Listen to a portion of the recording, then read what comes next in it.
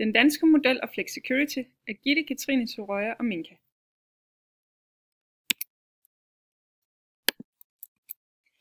Den danske model og Flexicurity kan forklares ud fra 3 komponenter. Derfor har vi valgt at sætte dem ind i den her trekant. Først har vi DA, Dansk Arbejdsgiverforening, altså dem, der repræsenterer arbejdsgiverne. Det er dem, der giver løn.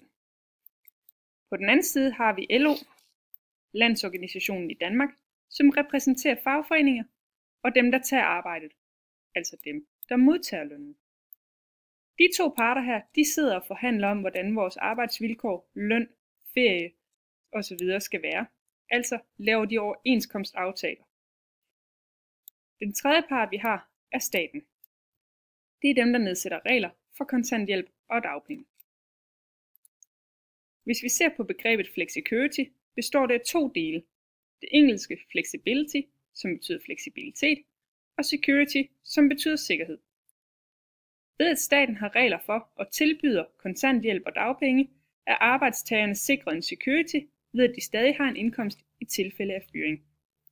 Men ved at staten også tilbyder denne security, giver det også arbejdsgiverne en flexibility, ved at de kan hyre og fyre folk, som det passer ind med deres ordre, og dermed kan de frit tilpasse deres arbejdsstyrke efter behovet. Det var den danske model og Flexicurity forklaret ganske kort.